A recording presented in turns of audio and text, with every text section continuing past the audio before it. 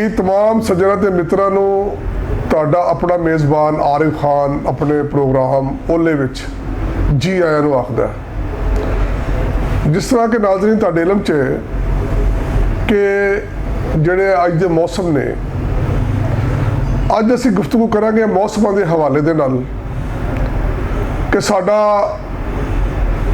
ਜਿਹੜਾ ਸਾਡਾ ਤਰਜ਼ ਜ਼ਿੰਦਗੀ ਹੈ, ਇਹ ਮੌਸਮ ਸਾਡੀ ਜ਼ਿੰਦਗੀ ਦੇ ਉੱਤੇ ਕੀ ਅਸਰਾਤ ਪਾ ਰਹੇ ਨੇ ਔਰ ਅਸੀਂ ਬਹਿਸੀਅਤ इंसान अल्लाह ताला ने इंसान ਨੂੰ अशरफुल मखलूकात बनाया, तमाम मखलूका तो इनू बेहतर मखलूक बनाया और इनू बेहतरीन शऊर ते तदब्बर दिता। अगर इनू तदब्बर या शऊर ना होंदा तो फिर इंसान ते जानवर की जिंदगी दे विच कोई फर्क नहीं है। नाज़रीन तुहाडे इल्म च कि अल्लाह ताला ने इंसान ਨੂੰ अशरफुल मखलूकात बनाया और पूरे शऊर इनू दिता, इनू दिमाग दिता, इनू सोचण ते समझण की सलाहियत दी। यही तो इंसानां ते जानवरां 'ਚ फर्क है। ਜਿਹੜੇ ਸਾਡੇ मौसम अज खराब ने, कुदरत ने तो मौसम बड़े प्यारे बनाए सन। ਇਹਦੇ 'ਚ बहार भी सी, ਇਹਦੇ 'ਚ खज़ां भी सी, ਇਹਦੇ 'ਚ सर्दी भी सी, ਇਹਦੇ 'ਚ गर्मी भी सी और सारे अपने अपने वक्त के उत्ते मौसम आते सन और असी अपने बचपन तो लैके और जवानी तक भी ये मौसमों का असी नज़ारा खुद देखते रहे हैं। फिर आहिस्ता आहिस्ता ये मौसम तब्दील होए और यकीन जानो कि इस वेले की जी जिंदगी कुर्रा अरज के उत्ते ना महसूस हो रहा है कि ये इंसानों वास्ते मौसम नहीं रहे। ये इंसान का अपना कितना अमल है इस मौसमों को बिगाड़ने के विच, ये कितना जुर्मदार है। अज असी इस मौजू ते गुफ्तगू करांगे। मेरे नाल इस वेले स्टूडियो मौजूद ने जनाब बाबर हमायूं चौहान साहब, ਜਿਹੜੇ पेशे के लिहाज नाल बतौर लायर ये वकील ने, एडवोकेट और माशाल्लाह बड़े सीनियर वकील ने और बहुत ही अपने जड़ा इन्हां दा शोभा है ਉਹਦੇ ਤੇ ਇਹ अबूर रखते हैं।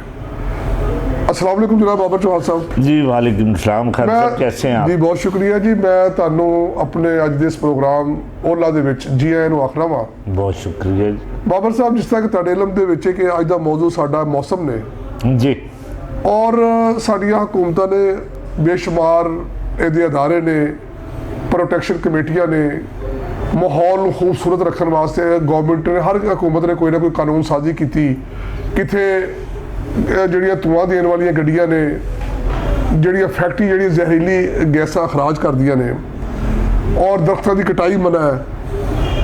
ਬਤੌਰ ਵਕੀਲ ਸਾਨੂੰ ਇਹ ਦੱਸੋ ਕਿ ਸਾਡੇ ਪਾਕਿਸਤਾਨ ਦਾ ਜਿਹੜਾ ਕਾਨੂੰਨ ਹੈ ਇਹ ਕੀ ਕਹਿੰਦਾ ਮਾਹੌਲ ਖਰਾਬ ਕਰਨ ਵਾਲਿਆਂ ਵਾਸਤੇ और ਕਿਹੜੇ ਅਦਾਰੇ ਜਿਹੜੇ हुकूमत ਦੇ ਨੇ ਉਹ ਕੰਮ ਕਰ ਰਹੇ ਨੇ?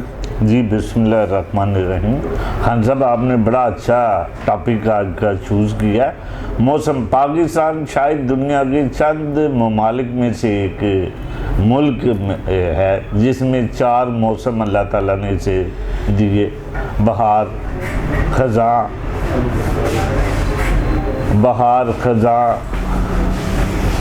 पतझड़, सर्दी, गर्मी।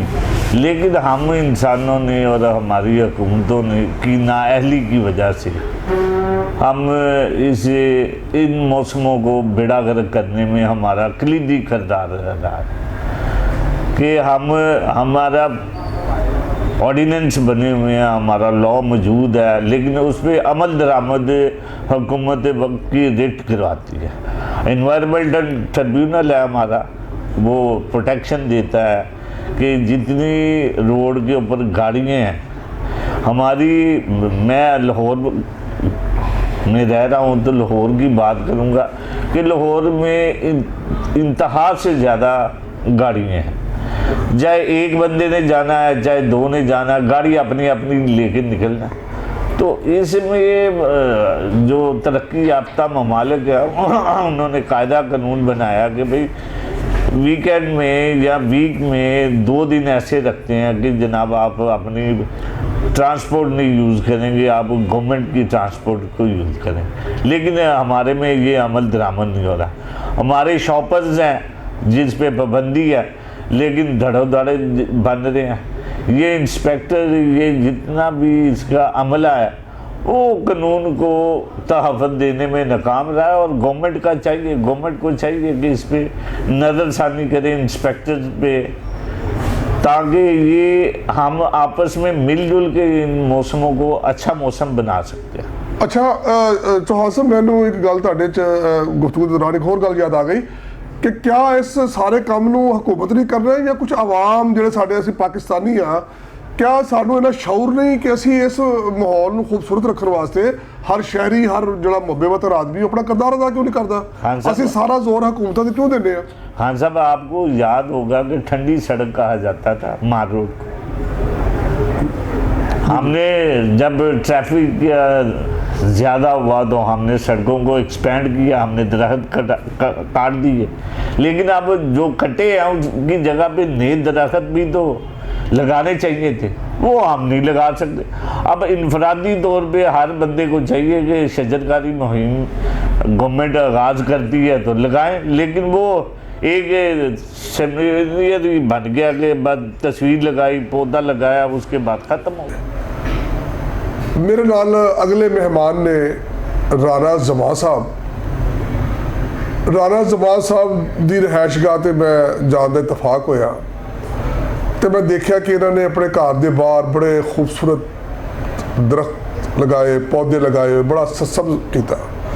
मैनू बहुत अच्छा लगे और मैं ये चाहया कि मैं अज के अपने इस प्रोग्राम के विच राणा जमां साहब नूं बुला के पूछा कि राणा साहब, जिस तरह तुसीं सरसब्ज़ो शादाब किया है अपना घर महला, असी मौसमां की तब्दीली के उत्ते गल कर रहे हैं, राणा साहब इस कौम नूं की पैगाम दिओ? अस्सलाम वालेकुम राणा साहब। जी वालेकुम अस्सलाम। राणा साहब, पहले तो मैं तुहानूं अपने इस प्रोग्राम च जी आया नूं आखना।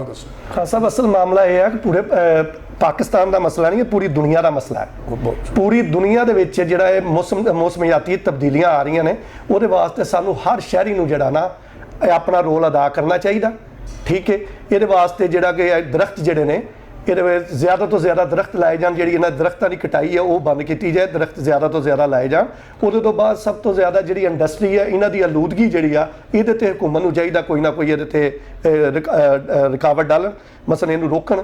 उहदे तो बाद जिहड़ियां गड्डियां ने इन्हां दा धुआं है, गड्डियां दा धुआं ज़्यादा आंदा, इहदी जगह ते जिवें कि हुण अजकल बैटरी वालियां गड्डियां चल रही ने, बैटरी वालियां गड्डियां चलाइयां जान ज़्यादा तो ज़्यादा। ये वास्ते जिहड़ा अज दा मौसम हुण जिवें जिवें जिन्नी गर्मी है इस टाइम हो रही है, ये सिर्फ साडी अपनी वजह AC ज़्यादा चल रहे हैं, उन्हां दी हीट है, दरख्त जिहड़े साडे ये जिहड़े खत्म होंदे जा रहे हैं, उहदी वजह नाल मौसमियाती तब्दीली दा सारी दुनिया ते इफैक्ट जा रहा है। राणा साहब, क्या तुसीं समझदे हो कि किते साडे जिहड़े हुकूमती इदारे ने या जिहड़े साडे कवानीन बनाए गए ने, क्या इन्हां विच अमल दरामद ते कोई कमजोरी है? अगर कानून दे उत्ते अमलदारी हो जाए तो क्या इस दे नाल साडा कोई माहौल दे उत्ते कोई फर्क पै सकदा है? खान साहब, ये बिल्कुल तुहाडी गल सही है। कानून हमेशा जो भी किसी मुल्क दे विच कानून की हुक्मरानी जिहड़ी है ना, उहदे नाल ही मुल्क चलदे ने। अगर कानून की हुक्मरानी होएगी तो मुल्क चलदा, लेकिन सार शहरी का भी फर्ज है, तुसीं अपने घर कम से कम एक या दो दरख्त लाओ। ये कानून कोई ऐसा होना चाहिए भी उन्नी देर जी स्कीम है या कार है उन्नी देर वो नक्शा मंजूर नहीं होना चाहिए जिन्नी देर वो 2 या 3 दरख्त ना लाए जान। जो ये लाए जाएंगे कानून बन जाएगा, हर शहरी अपने घर दरख्त लाएगा, अपने घर के दरवाजे के बाहर दरख्त लावे या जो ताड़ी ग्रीनरी है उत्थे दरख्त लाएगा, ऑटोमैटिक हर पाके। हुण तुसीं इहनूं लाहौर ही है, इन्हूं तुसीं उत्तों वेखो ना, इत्थे सारा बिल्डिंगां नज़र आएंगियां तो दरख्त कोई नज़र ही नहीं आएगा। तो जदों तुसीं हर घर के बाहर दरख्त लाओगे, इत्थे ग्रीनरी होएगी, मौसम भी बेहतर हो जाएगा। मैं इन्होंने सवाल करना चाहांगा कि राणा जाफर साहब, तुसीं साडे अज दे नौजवानां नूं और पाकिस्तानियां नूं मैं तो की पैगाम देना चाहोगे? अस्सलाम वालेकुम राणा साहब। वालेकुम सलाम। राणा जाफर साहब, मैं तुहानूं अपने प्रोग्राम दे विच जी आया नूं आखना वा। बिस्मिल्लाहिर्रहमानिर्रहीम।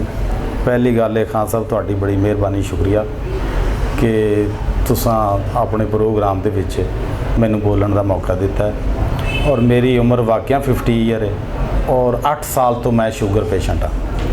कुछ 4 साल मैं दवाइयाँ खादियां ने, दवाइयाँ खाण तो बाद पता यही लगा है कि दवाइयाँ नाल शुगर बीमारी खत्म नहीं होंदी।